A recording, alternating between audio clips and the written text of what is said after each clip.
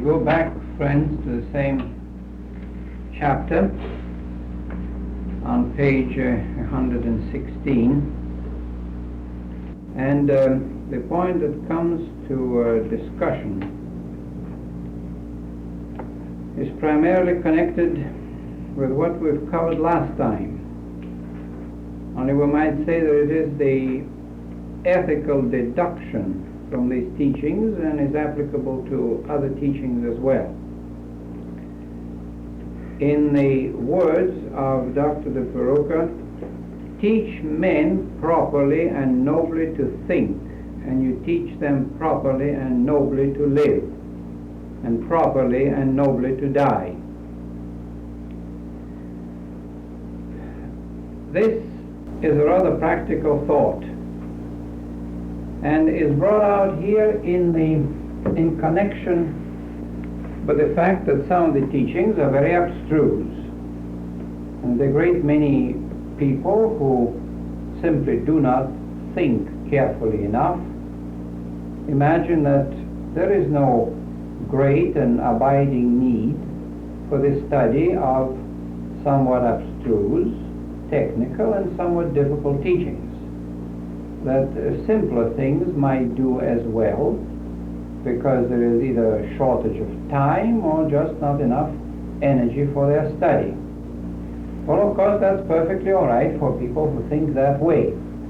But the rationale of the whole thing, the whole trend of our studies, is that it is precisely the abstruse or the seemingly abstruse teachings, precisely what might be called high metaphysics, precisely what is correctly termed technical teachings, which raise the vibratory rate of the mind. The mind that is the lower mind, I should say, the mind of the personality under the guidance of the individuality, raises its vibratory rate in accordance with the type of thought it entertains or is made to entertain. The vibratory rate of an individual engaged in low material pursuits is of one kind, but the vibratory rate of the mental energies and actually of the mental matter of the mind changes and is raised if that mind dwells upon ideas which are not in any way related to the everyday, very trite routines of life. Ideas which concern abstract concepts. A student of the ancient wisdom, if he wants to grow, actually has to, as a part of his training, to dwell on abstract concepts, ideals, ideas and concepts pertaining to metaphysical realities. The fault, the mistake that many people do, is to limit their interest in these subjects to these lofty ideas and never apply them to daily life. But if after having dwelt on these ideas, we learn how to bring them into operation in everyday problems and apply to the difficulties of our life at least a percentage of the abstract ideas of our studies, we build the necessary link between what might be called abstruse metaphysics and the needs, the practical needs of life. In other words, teach men how to think nobly,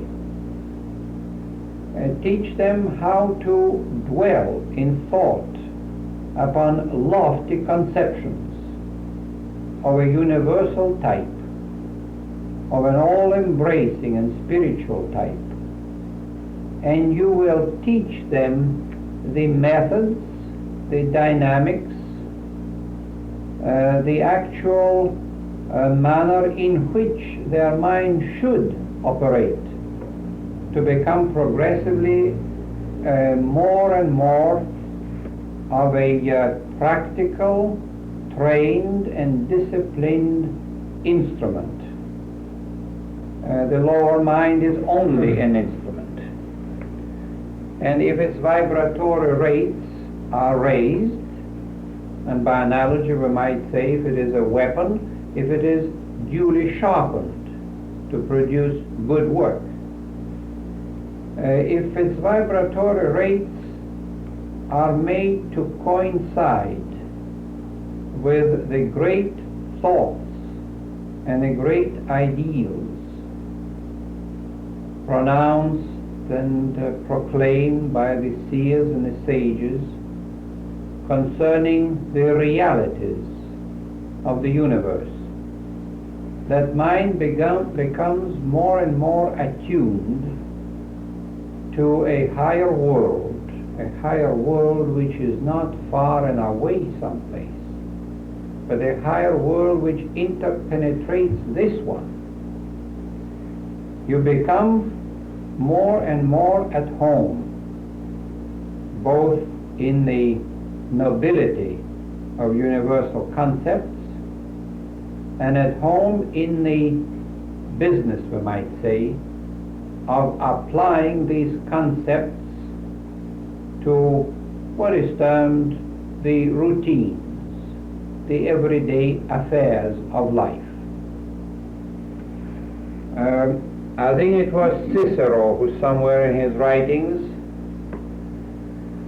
proclaimed once the statement that men and women can accomplish their duties in everyday life far better if they are constantly dwelling upon the nobler themes of philosophy. The more they dwell in the great philosophical concepts, the more noble becomes their attending, their performance of the daily duties of this lower plane, or relatively lower plane, in which these duties lie. So teach a man properly and nobly to think, and you teach them properly and nobly to live, as well as properly and nobly to die, when the time comes for that transition. The next thought changes the subject quite a little bit. The next paragraph deals primarily, and sort of repetition form, on the subject of the descent of the monad into the lower worlds, into the lower spheres and planes, with one new idea brought out, namely that as the monadic self progresses downwards into the world of materiality, as it involves itself into matter, it builds, it creates, not in the Christian sense of creates, but it builds, it forms, it produces the lower worlds. That is an idea which may sound quite abstract in a way, and yet is very fundamental and should be thoroughly understood because it has enormous possibilities and potentialities of practical application. We are, in every respect, what we make ourselves to be. If it is true, speaking now of the great universal concepts, if it is true that the monadic self of a universe or of a solar system or of any hierarchy involves itself into the lower types of matter and builds by radiation from itself its own surrounding, so that the planes which that monadic self builds as it descends are actually built from out of the inner consciousness of the monadic self. If that is true, the same applies to the human being. Now we'll come back to this in a minute. The idea expressed in this paragraph has to do primarily with principles and their evolution. On any scale and in any respect. It isn't specified whether the author is talking about a solar system or a smaller hierarchy or the Earth or any other planet. The principle enunciated there is applicable to all scales. What we call the Atmic self, the Atman, the God-like self of our own particular hierarchy, by descending as a ray into a lower sphere, surrounds itself with its own emanations. That is probably the key thought. It surrounds itself with its own emanations. And its own emanations form its own aura, its own auric egg. And this first degree of emanation is really the next lower principle from the Atman, in other words, the Buddhi. And when that manifestation or modification of the essential monad descends onto the next lower plane, its own emanational fluids, its own auric emanations, form the manas, the next lower stage of manifestation. So down the whole scale to the lowest of physical plane. Now when we deal with that principle of emanational unfoldment from within the monad, when we deal with it on the scale of a universe or a solar system, it might appear abstract. As a matter of fact, it is rather abstract. But think of the tremendous practical applications when we bring that teaching, that very ancient teaching of the esoteric philosophy, as it were, down to earth. And realize, for instance, that what we call our astral and our physical bodies, speaking now of one human being, are essentially nothing but a deposit of our mind and of our emotional selfhood, the latter being manifestations of the inner re-embodying ego. That when we realize that every shape of our bones, the constituent portions of our flesh, the type of our blood, the type and structure of our of the gray matter of our brain. Practically every cell structure of that particular body which we have built for this incarnation is nothing but a deposit, actually a sediment produced by the forces operative in our mind and in our psychological apparatus. We see the tremendous practical application of that idea. We live in structures for which we are completely responsible.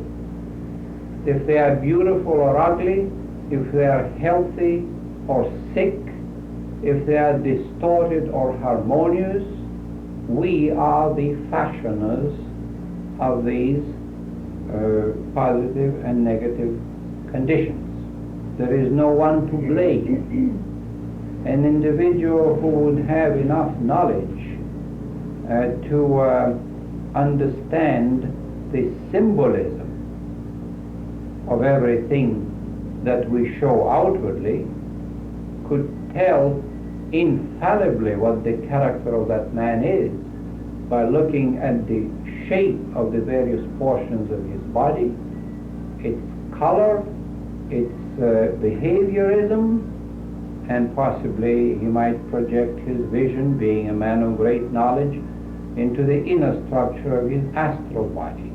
In other words, every detail of what we show to others is a symbol of a characteristic within. We cannot read it very well because we haven't got enough knowledge. But we can dissimulate our character and fool people only because of their ignorance. We cannot dissimulate and fool a man of great spiritual knowledge, because we are at all times a perfect photographic reproduction of what we inwardly are. Because in that process that might be called for brevity, incarnation or embodiment, the inner self, the re-embodying entity, without going any further up to the divine self, the re-embodying entity has actually, to use perhaps a somewhat peculiar word, has actually oozed out of itself, unfolded and projected and emanated out of itself those energies which work as a pattern or blueprint upon which the elementals of various kingdoms build the outward form, so that at one stage it is not yet a fully formed man, and at a later stage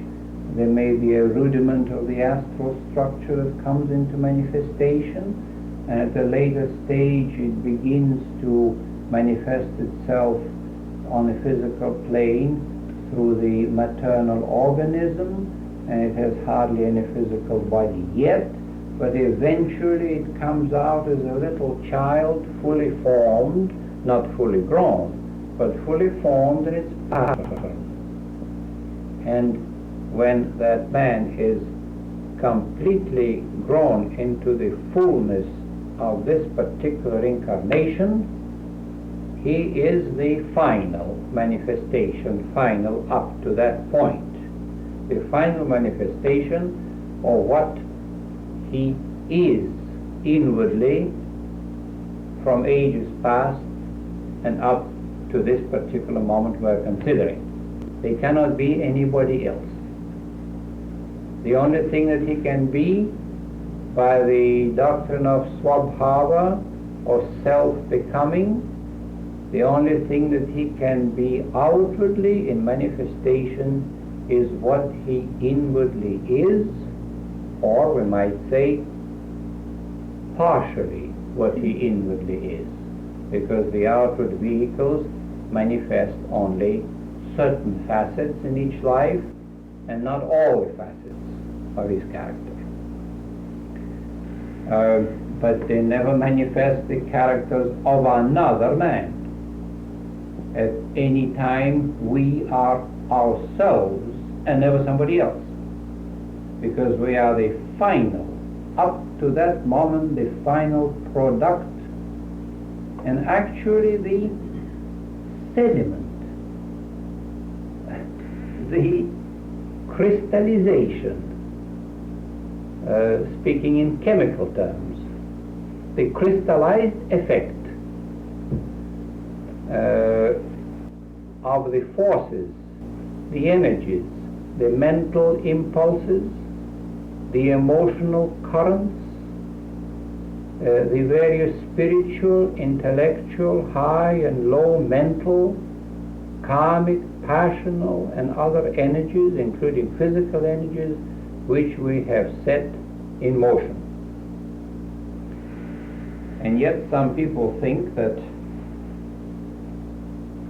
they are what they are by some pronouncement of providence or some decree of God, and prate in a silly way about not having chosen to be here, or not having asked their mother to give them a distorted body, or protest against providence for giving them this, that, and another characteristic of consciousness or mind. Well, of course, that's the result of sheer ignorance.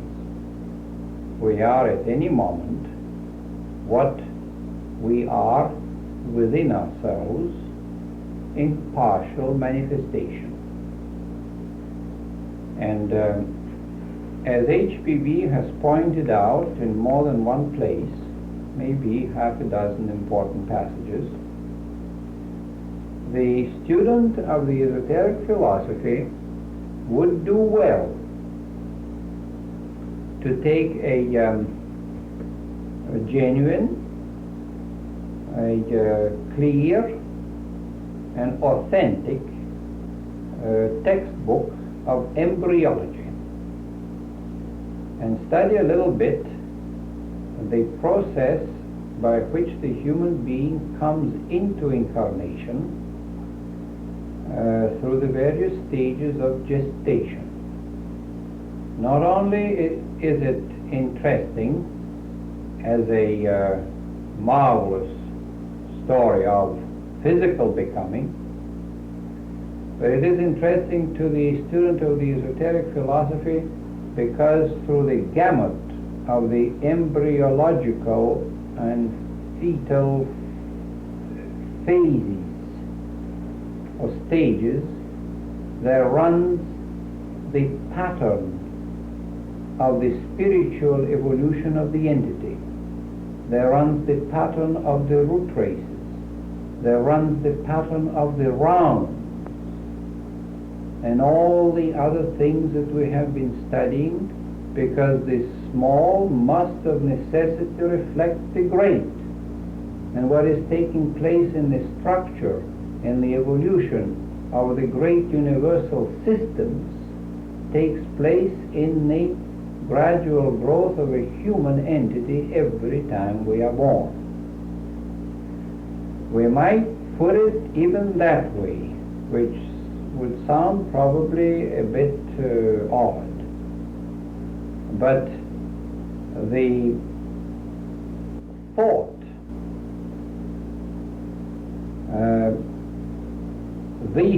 not thoughts, but thought itself, the thinker, the central thought-producing faculty or center, which is the real man, the monos, the re-embodying entity, actually thinks itself into birth.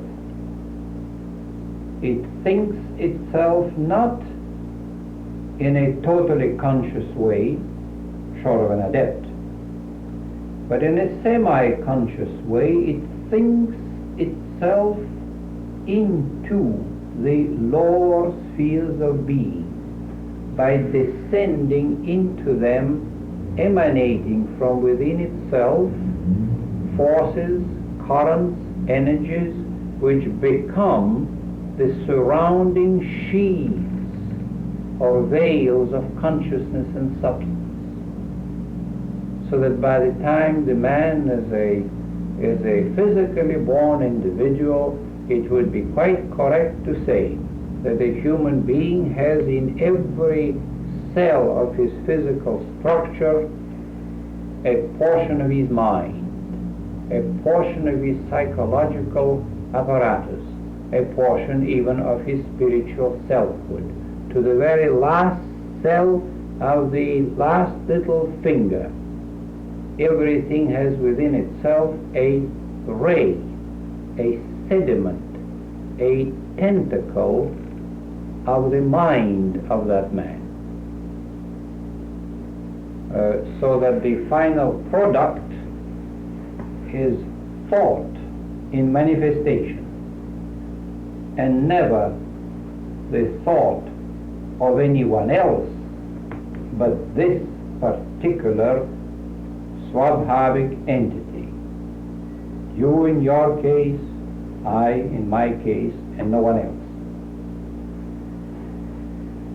This is a very basic thought which has a great many implications, a great many practical applications. It isn't something that is totally unknown in the religions of the world, or in modern psychology, or in various other schools of thought. Is not totally unknown, because thousands of people and writers and poets and whatnot have proclaimed the idea that man becomes what he thinks. But these are the esoteric explanations of what is going on back of that general principle. How is it that a man becomes that which he thinks? What are the dynamics of it? The dynamics of the process, which we have just now outlined, are very complex, very difficult, and short of initiation, we will not know the details of it. But intellectually we can define the process at least as much as we have in the last few moments. The practical application of it all is that by thinking in a certain way, we can become anything that we can imagine. If we think and feel, because thought and feeling are closely correlated, if we think and feel on low lines, we become criminals. If we think and feel in a shallow way, we are shallow people. If we think and feel deeply and nobly, ultimately we become noble human beings. And if we can continue to think and feel in an ever progressive gradation of nobility and loftiness and greatness and self-abnegation and selflessness, we finally become the embodiments of these ideas, by which I mean sages, seers, the great ones, who even in their physical makeup have raised the vibratory rate of their physical body to the point where it acts differently from our own and is a most powerful tool, disciplined and trained at their disposal.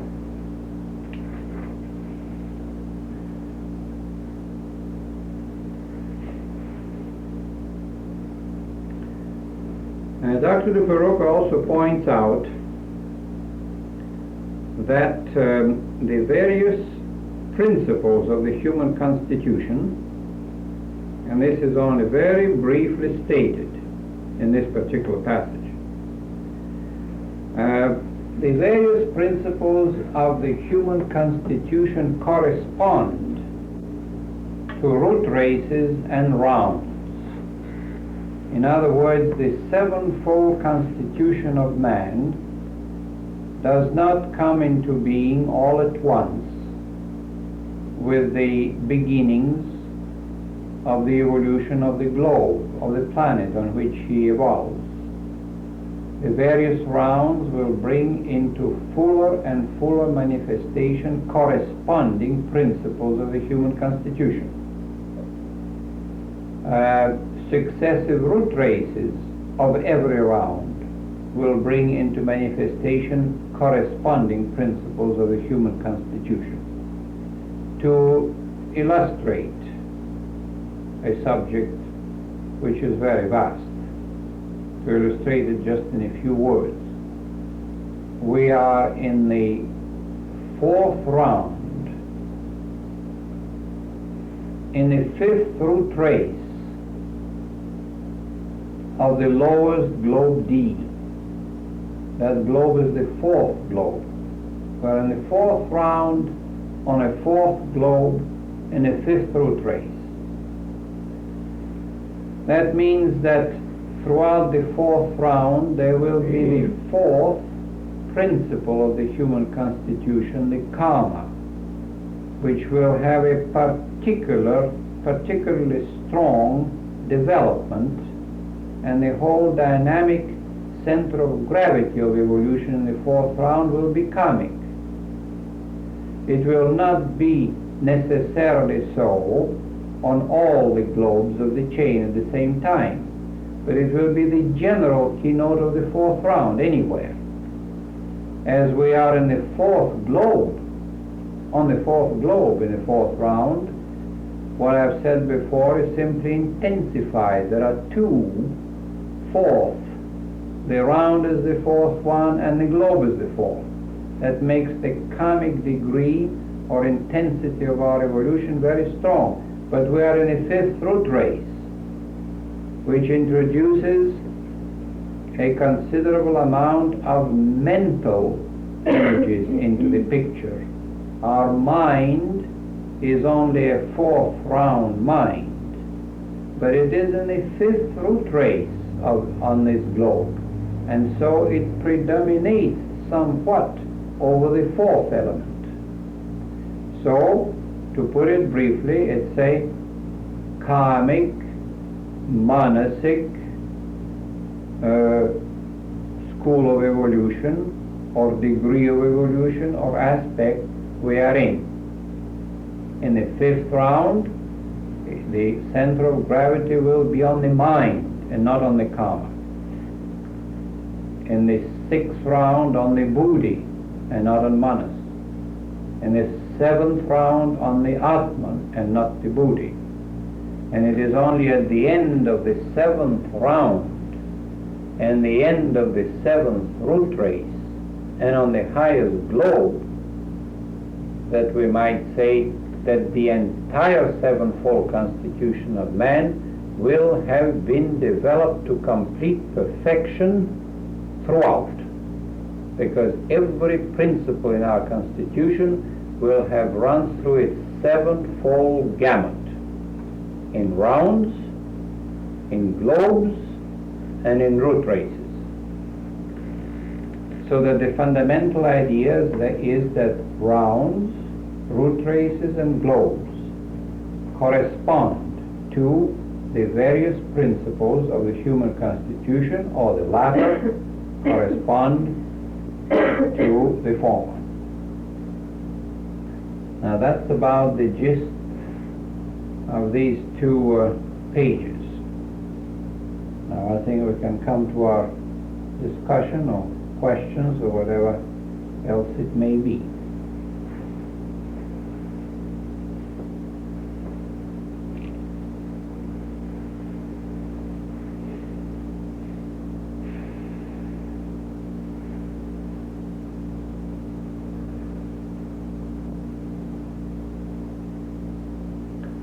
Are there any ideas still pending from our last discussion? I think at that time Nancy had something that It was too late to take up. It's all right, Boris. Well, it's perfectly okay for you to bring up anything you like. It helps the meeting. No, I've done a lot of thinking on it. It makes a lot more sense than it did 2 weeks ago. Could you share it with us? You mean of fallen angels? Anything. Whatever you may have arrived at.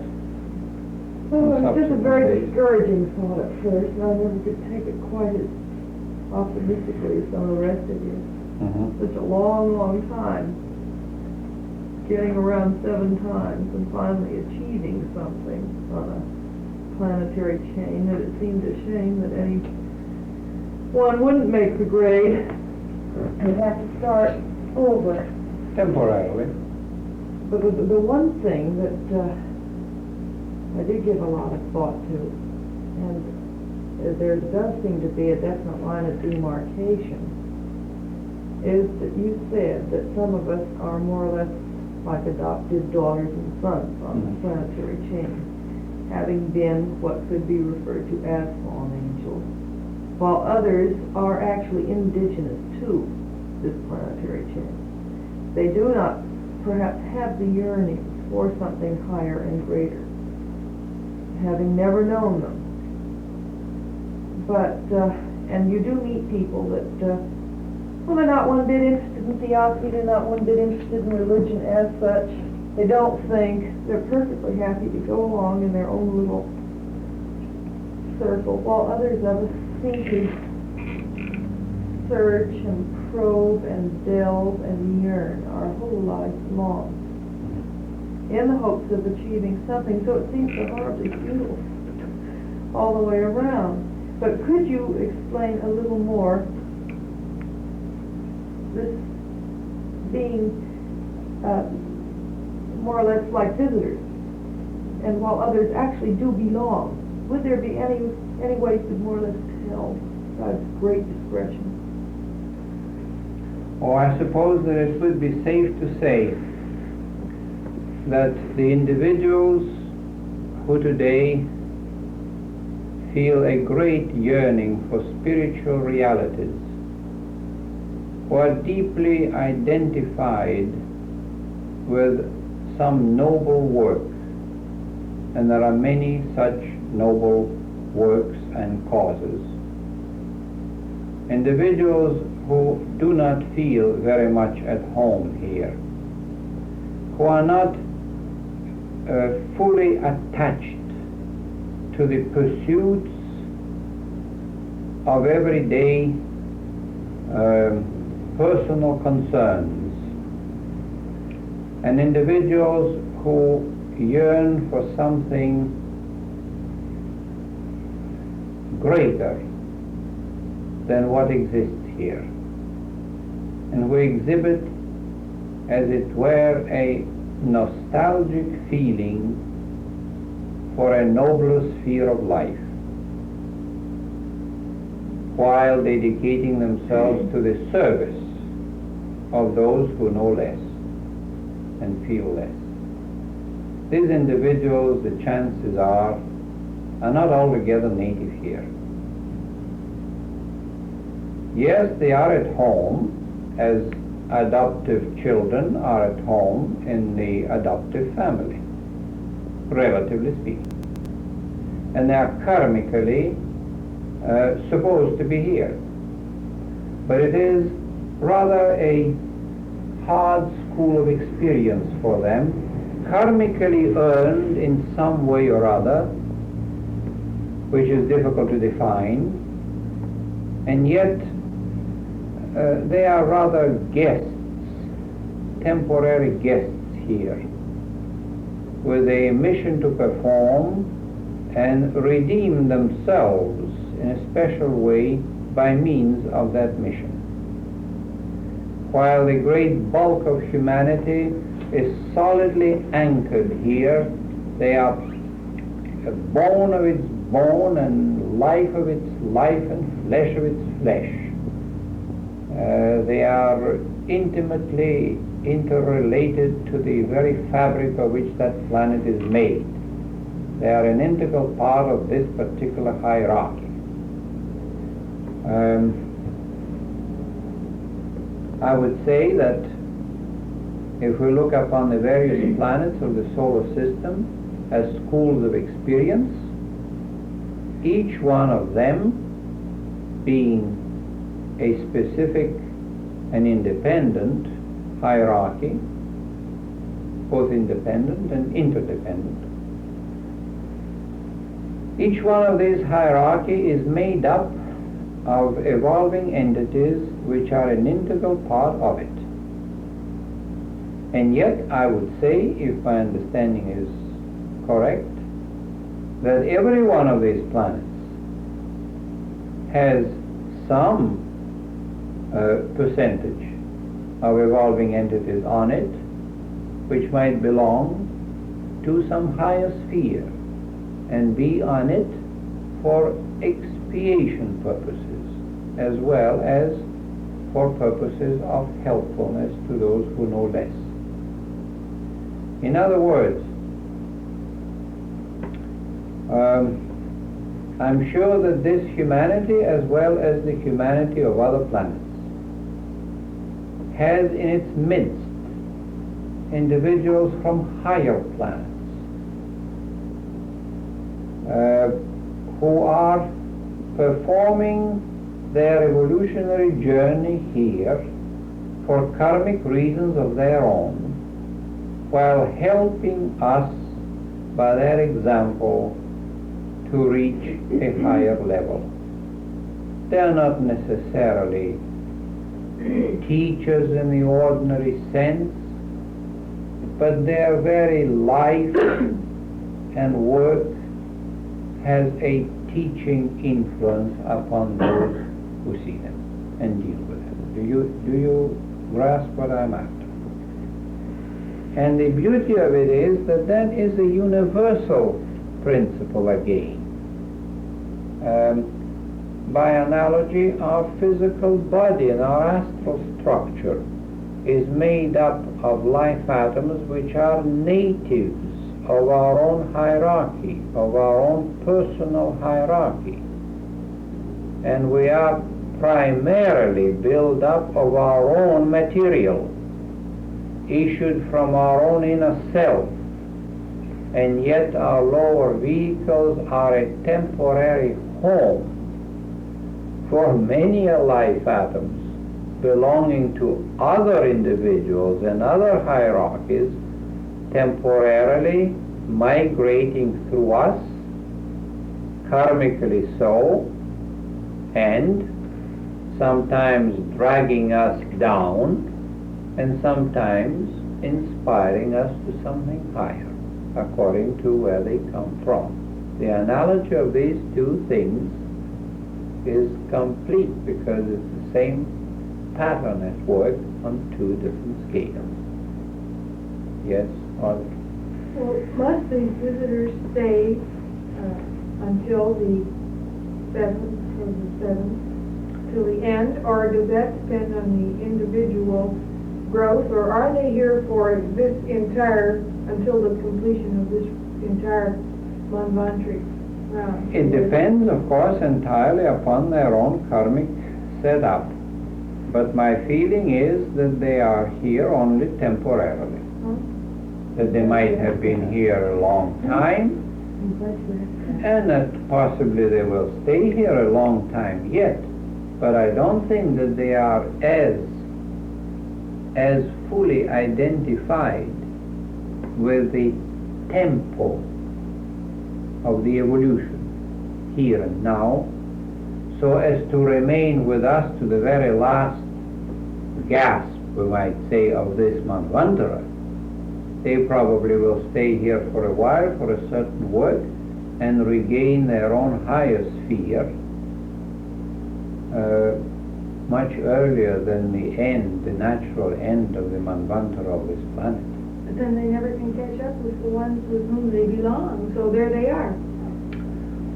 I don't think that I can answer that question, but there are various methods of compensation in nature.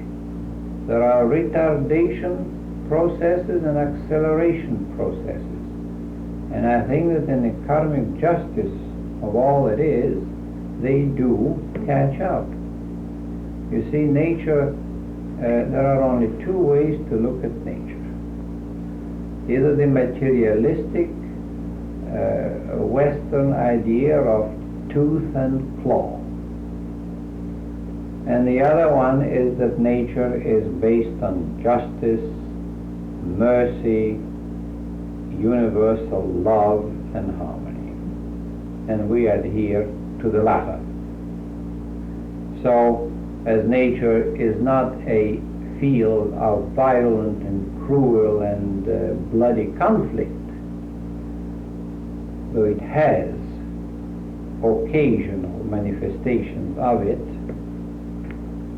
and as nature is based on justice and love, there are these aspects and processes of adjustment, so that full justice is accomplished by universal law wherever necessary. Nobody is left out, or nobody is left behind, unable to reach to where he really belongs, bound to reach there because of that marvelous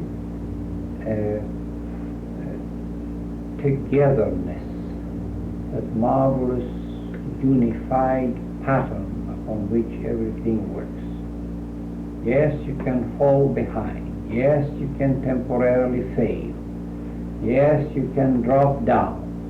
But there are compensations which help you to regain the equilibrium and regain the lost stages through karmic expiation, from which came the Christian doctrine of vicarious atonement, which was completely misunderstood and dragged down into the mire, but there is expiation in the esoteric sense of the term, through suffering.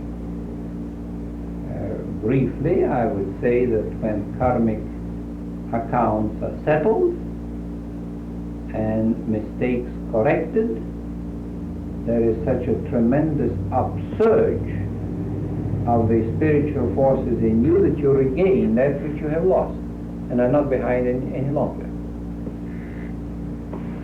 The weight is off your lifted. Yes. Now, in the beginning of your question, you brought out the idea of long intervals of time. It takes such a long time and all that sort of thing. Let's not get stranded on that. That's one of those underwater reefs that you can get fouled up on. Our personal mind lives in those illusions of time. But you know darn well that at times in your own life when you experienced the greatest happiness that you have known, there was no time. And at times when you experienced the greatest possible misery, time dragged. And everybody else has had the same experience. There are moods in which time goes like that, and other moods in which time drags. So, what to us appears, to our personal minds, as a very long and possibly dreary stretch of several million years, does not appear that way to the inner self, to the soul that bridges the gaps between incarnations and dwells in concepts of time which have no similarity at all to our clock time. What are a few million years to the evolution of the soul? Probably from its own superior spiritual standpoint, just about as much as half an hour by our clock. We must not apply these personal illusory time conceptions of our everyday self to the states of consciousness of our inner entity. You see what I mean? To it, the passage of time is not what passage of time is to the personality. It has no clocks. A question might arise, has it a conception of time? Certainly, but of its own plane, and that is where human words cease. We cannot even understand very well the nature of physical time, let alone on Well, high isn't it plane. time to the soul, then, past, present, future, all at a glance, on one level, all one? Yes, I would say to the re-embodying entity, yes. Because it never fully identifies itself with its own embodiment. It rather overshadows the latter, and therefore is a spectator which dwells in its own state of consciousness, semi-spiritual or greatly spiritual, without being completely tangled up in the illusory conceptions of time and space in which our mind dwells from birth to physical death.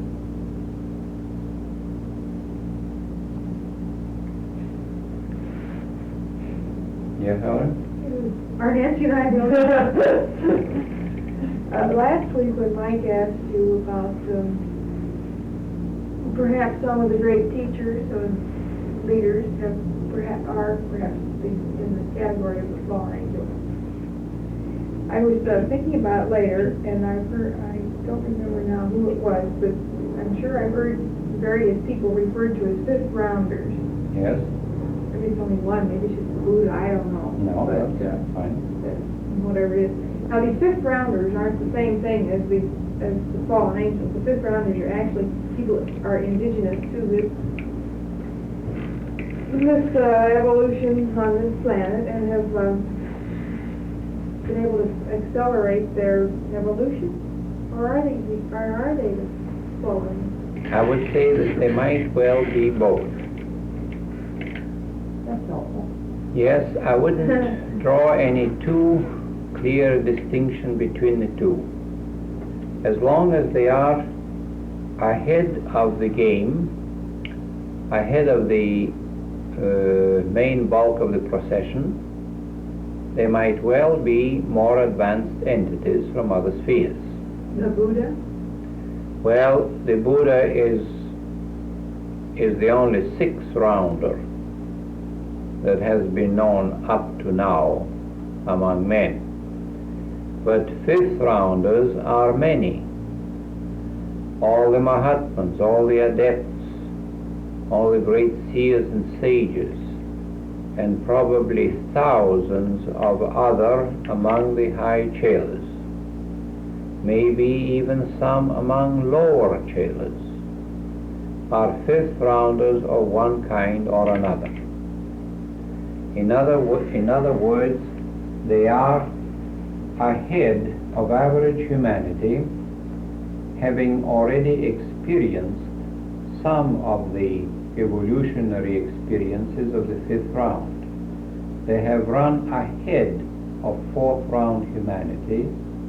They have been for the fifth time around the chain of globes, and some may have been ahead only a little, others a great deal, others much more yet. So naturally there are fifth rounders of various degrees of attainment. But the simplest thought is that they have tasted of the experiences and the states of consciousness of the fifth round already. And therefore they are in the vanguard of humanity. I would say that some of them have simply run the race quicker than the others and are quite indigenous here. I would also say that some others among them, perhaps the highest among them, are again some of the more advanced guests who are here for purposes of helping others. There are many fifth rounders, there are many types of fifth rounders. Perhaps briefly speaking, we might say that any individual who becomes a chela or even strives to become one is already tasting somewhat of the quality of consciousness of the fifth round. And from that point up to and including the greatest depths of the earth, the fifth rounders. There is only one sixth rounder, according to HPB and the Mahatmas, who has manifested so far in our humanity, and that was Gautama the Buddha. Nothing was said as to other Buddhas having been six rounders. They may have been, I don't know. Would it be also true that it would be the other way? There's some fourth rounders in the fifth round? Yes, yes. I would say that there are some. Of course, they would probably be simply individuals belonging to the lowest type of mankind. I don't exactly know. I don't think I could answer that question definitely. If the question were, are they fourth rounders, that is, you mean third rounders, of course. We are in the fourth round. Yes. You mean third round. Whether there are third rounders with us now in physical shape, I doubt it. But that such entities may still be hanging around in portions of the astral light and be caught there, that is possible. I'm not clear about it myself. We are pretty far from the third round, you see. We have evolved through the entire first half of the fourth round. We're pretty far from the third. So possibly they are by now gone into their rest. But there are always laggards of one type or another. Now let's not confuse this with root races, of course. There are fourth root race men with us, and there are third root race men with us now. So that's root race of this run. Do you mean that we have advanced so much further that our bodies have taken a different shape? Yes, and different texture. In other words, the third round humanity wouldn't have our own coarse physical body. The third round was more ethereal than the fourth. And the fifth round will be more ethereal than the fourth. The fourth is the bottommost, the most physical, the most material, being the half point of 7, 3 and 3, and Then will we go back into the ethereal type in the next? Yes. Going up? yes, The next globe? in the next globe, yes, and that much more in the next round, that much more, even on the next globes of this round. Even today, in the fifth root race, as compared with the fourth root race of only a few million years ago, on this globe, even today, our texture is more ethereal, slightly more ethereal, than the texture of the Atlanteans. There are some points there which are somewhat confusing, misleading. The coarser texture is not necessarily the more material. Sometimes the smoother things are more material.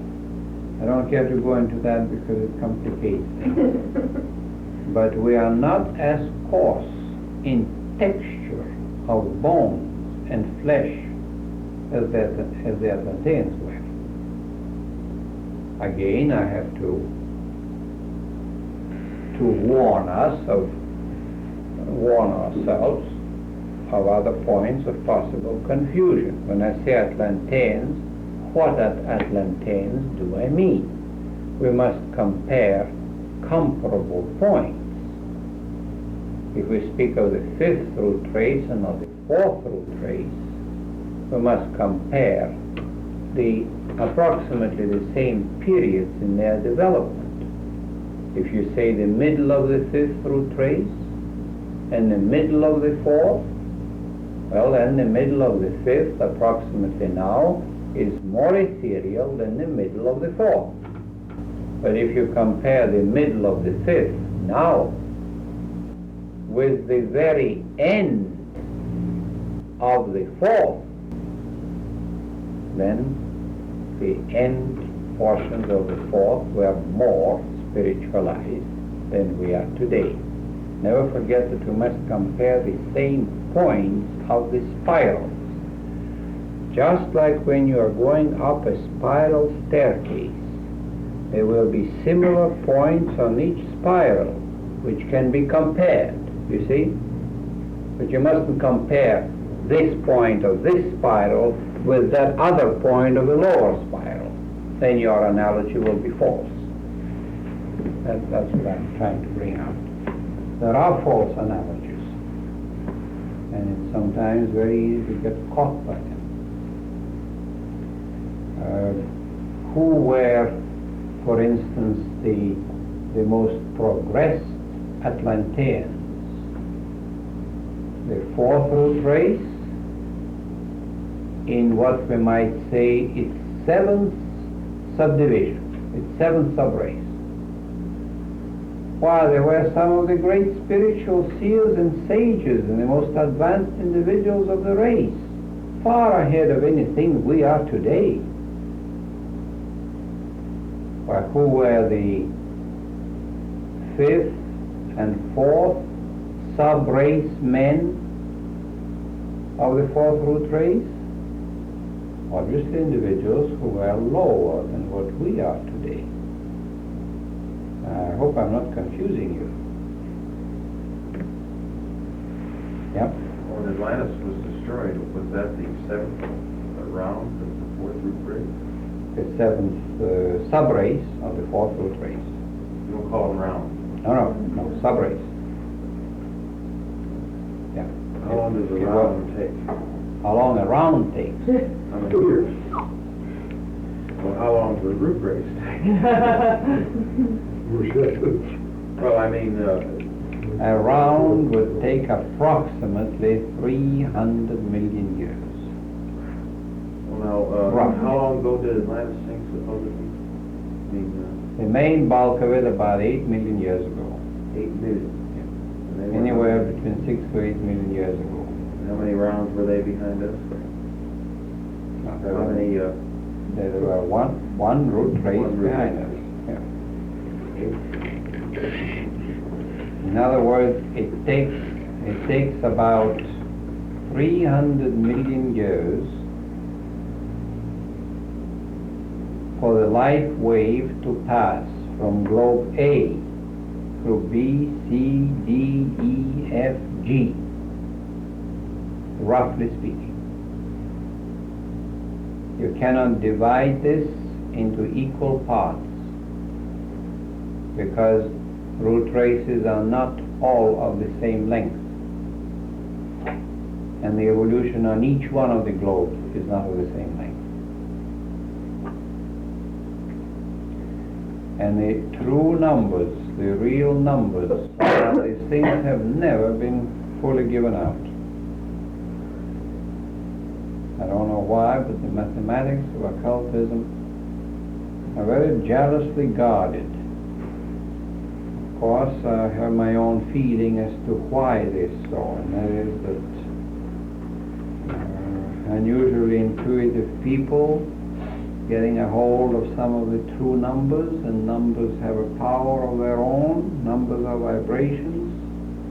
Very intuitive people can apply these numbers to their own constitution and to the constitution of other human beings and play havoc with their minds and their emotions. The numbers are power. The numbers are vibrations. When Atlantis sunk, what round were they in? Fourth, this Fourth. round, the same round we're in. Oh, the same one. Same round we're in. That's only yesterday. That's modern history. Whole thing is yesterday. Well, I got confused on Churchill's fact when he said Atlantis, I think he said 200,000 years ago. And if that is what he said, he's somewhat off. Did you say Churchwood? Well, Churchward, he's not very Churchward. reliable. Yeah, no. Because he said that, well, that's a lot different from what 300 From 8 million. Yeah. Yes, and you will find the same confusion in some of Leadbeater's books. Found a lot of confusion in those books. Yeah, they got off. They got off on... Whereas the last portion sank about 12,000 years ago. Oh yes, this is just Yeah, an island. the part that Plato speaks about. Plato, that, yeah. And there were two very large portions of Atlantis that sank anywhere between 600,000 to 800,000 years ago, which is relatively recent. They are spoken of in the Secret Doctrine. Two big islands, two big, we might say, continents, portions, big portions. But when we say that Atlantis sank some 6 to 8 million years ago, we mean that at that time began the breaking up of the Atlantean continents through geologic ages, not an overnight affair, but the beginning of the breaking up of the continent, just as there will come a time when the continental massifs of today will begin to break up too. Don't you think that might be something, the legend of Noah's Ark? Yes, yes, that's one of the symbols of the All sinking. those primitive races have a story of the flood. I know they do. Yeah. Every civilization. That's what it All is. people have a And the flood. best Yeah. there was the seeds of all life, you see, Mhm. 2 by 2 and all that, and Noah the great seer coming out under the guidance of God. Well, the best of those lands coming out under the guidance of a depth to some dry land. Boris, when you say globe A, B, C, D, E, F, G, Yeah. that is a round, all of those. That is a round. That is a planetary round. What's your question? It's that kindergarten stuff again, or now. No, what was your question? Oh, a minute ago, Go Boris ahead. says in globe A, B, C, D, Yeah, F, G, yeah. and suddenly I thought, ooh, now wait a minute. That's Round. a round. It's a planetary I round. mean, is it round 1, round 2, round 3, Yes. round 4? Yes. Yeah, We are in the fourth. yeah. Now it would be perfectly correct to say that that 7 root races on one globe constitute a global round. Yeah, cool. 7 root races on one globe is a global round. But round is better used for the evolutionary journey through all the globes, from A to G, Oh, yeah. finished. That's One yeah. round. And then there's 7 around each one of those, that's at 49. Mhm. Certainly an individual would attain mastership within a root race, What is that? if not a couple of rounds. Oh yes, yes, it depends upon his zeal and his will and all that, but it doesn't take rounds to attain adeptship. It will take a certain amount of lives. In other words, within the root race, of course, an individual can climb from an average condition to a very high spiritual condition, unless he's definitely a laggard, you see, in the evolutionary procession, and he simply can't make it. But doesn't it take the whole thing, that is all 49 of these businesses, Yeah. Give them the to business. change from one kingdom to the next? In other words, we who are human started out in the I mean, Element. they refer to this as the Manvant, that's a Manvantara, isn't it? It's like, The 7 rounds, The 7 rounds. the planetary Manvantara. Well, those who have attained humanhood in this Yes, were, yes. they had attained it before. You don't change You change kingdom from one planet to another. Oh, In other words, it'll take you all the 7 rounds to graduate from one kingdom to the next. Except for this exception that you spoke of. The apes. What? So she needs the fallen angel. Is that what I spoke of or something else? Did I? I meant, Boris, you spoke of one kingdom to another. Coward. Yeah. That it would take us the whole planetary Manvantara Mhm, before we could step from this kingdom mhm, to another. yeah. And I said, with the possible exception of the fallen angels that we have spoken of previously, at least I understood you to say Yes. that they could surge ahead. They can surge ahead. Then they would change kingdoms, wouldn't they? Not just globes. Wouldn't they change kingdoms? Oh yes, they would eventually, yes, because they're way ahead, you see. but They would. before the human kingdom, the growth is not, you aren't self-conscious, so you aren't falling back and forth, you're just growing as an animal life, then this is self-conscious Yeah. growth back and Yeah. forth. Before the human Yeah. kingdom. Yeah, before the human kingdom, the evolution is more automatic because there's no freedom of choice yet. The will is dormant. Will that happen again when we achieve another kingdom eventually? Will we have to start out in another planetary chain as an elemental with no self-consciousness? Yes, but go through the stages exceedingly rapidly. Quick. Well, it seems like tremendous recession. Well, it's the same. Republican. It's the same unavoidable recession that takes place every time we begin something. We begin a cycle. Every time an individual comes into incarnation through the processes of gestation, he begins as an elemental. And you know that it doesn't take very long to become a human being. Just And a few every months. time is relative, it might be 300,000 million years. The pattern thing. I suppose it's like going through university in one course, and you go back to school, you take another field altogether, but you're starting over just like the kid. Yes, it's all familiar ground. You rush But through you it. have a trained mind anyway, so it's easy. Just review. Yeah. But it's all inside anyway. Yes, it's a review. There is no other way of doing it because the courses of nature run that way, the currents run that way. You have to enter the cycles on any scale through the same entrances, but you go through them at different paces. She's changing rounds, though. He's changing rounds now.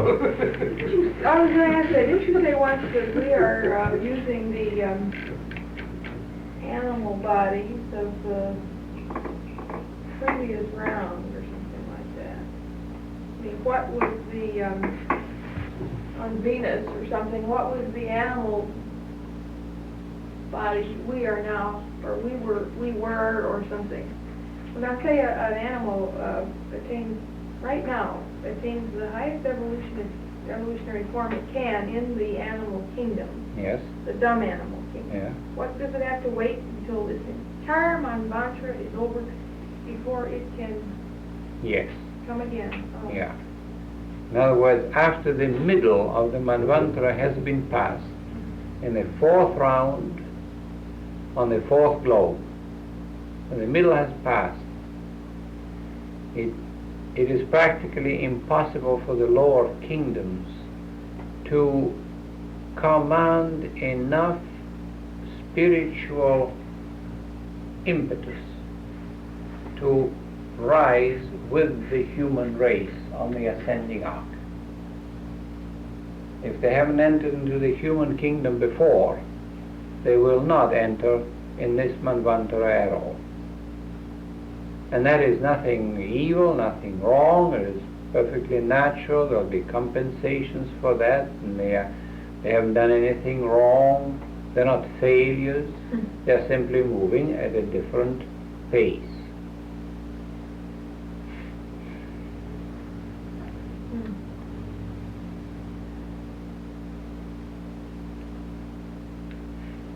Well, wouldn't they come back in the next planetary round? In the next planetary round, no, Doug, they wouldn't. They couldn't. Their consciousness is unable to vibrate at those higher rates. If they have not been able to make the grade in high school or in junior high, it would be impossible for them to command the necessary understanding to go to high school or to university, you see. They simply fall behind, not as failures for having done anything wrong, but they fall behind the procession because they are unable to follow. And they enter into a condition of sleep in their own peculiar type of, well, let's call it an animal nirvana, if you want to use that term. And they enter into those states of consciousness until the next manvantara of the whole planet. And I could not describe these conditions because I don't know enough about them. Not too great concern there. They're both free,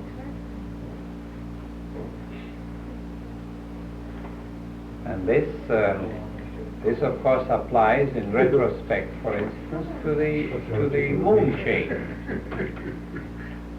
If we go, instead of going forward, if we go backward in thought, the animal kingdom, that is the most progressed animals on the moon chain, in the moon manvantara, the most progressed animals,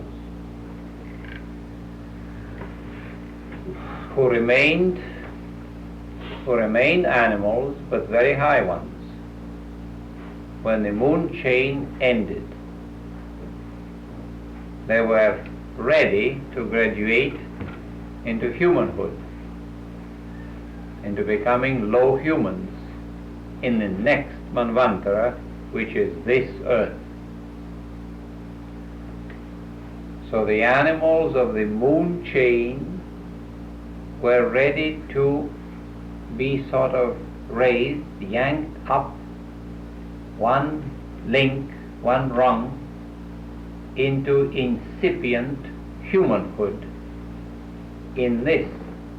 on this planet. Is that clear? Yes, is that us?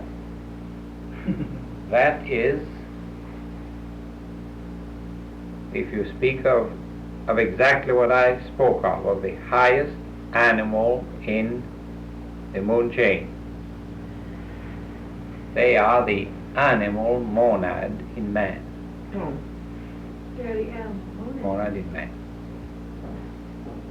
Now, who were we on the moon chain? We who are human now, fully human.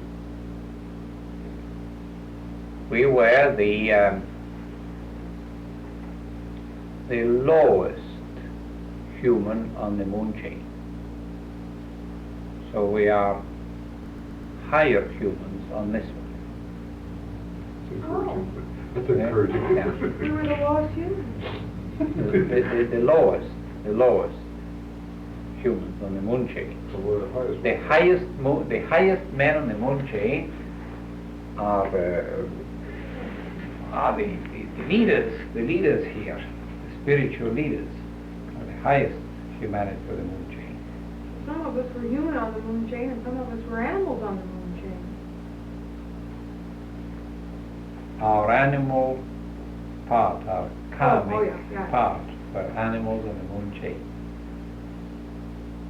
Now that is quite a complicated subject. Mm-hmm. In other words, here we see some high animals domesticated animals, for instance, very high animals, on the verge of humanhood. What is their next condition in the next manvantara?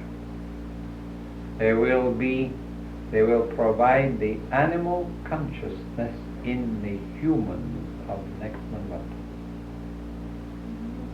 And Well, the never next rest one then that if they're we're- finally human. It's the next one that they're finally human. Not until the next life. Not until the next one, yeah. Not until the next manvantara. Oh, Oh. there's 2 steps between the animal and the full human, right? Sure. Okay. It's a great step for animal consciousness to become a portion of a human hierarchy. Mhm. Well, and that's also true Oh, of us. When we go to our next point, we Yeah. are a monadic human part, with the hero, the next step. Whether we are the human part in what the Greeks call the heroes. Yeah. Yes, that's a very intuitive thought. Yes, the analogy persists. Yes, And we go through a complete one part of that period. yes, Always emerge into the hero. into demigodhood, we might say. Yes, the analogy holds good. Very little is known about it, very little has been said about it, but the analogy is correct. Well,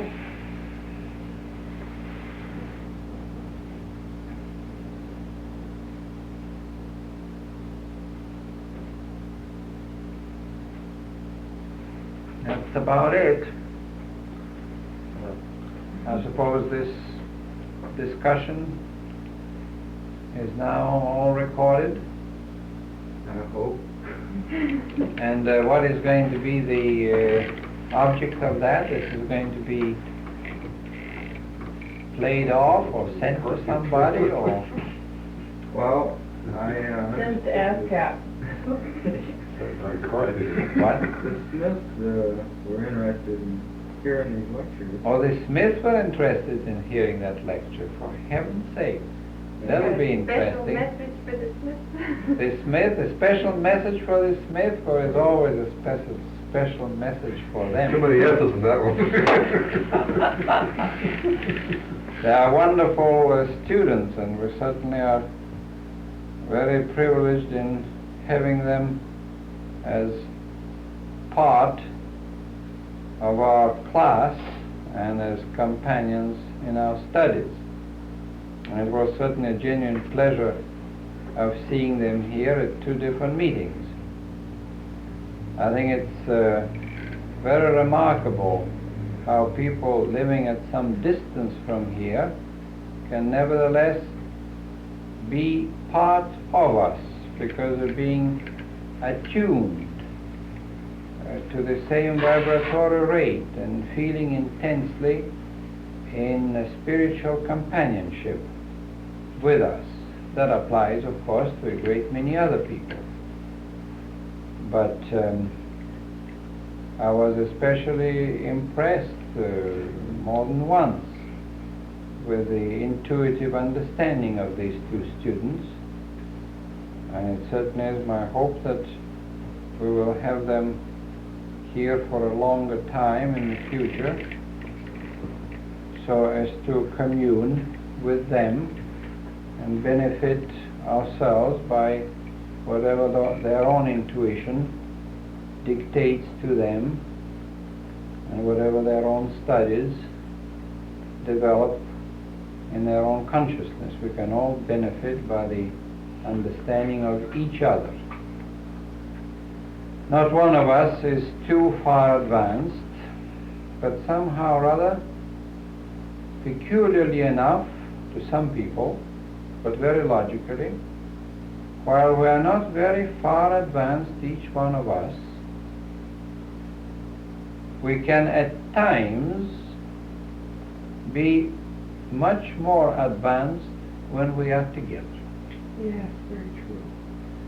Bring students together and start them thinking along lofty lines, and there will be the evocation by some sort of spiritual alchemy, the evocation of a third quantity, which is perhaps the intensity of our collective consciousness, bent upon some lofty theme.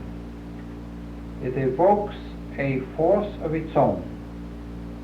Individually, we may be good students or not very good, but bring the same students together, and the intensity of their aspiration and the impact of their collective thinking in a one-pointed way brings to birth a third power.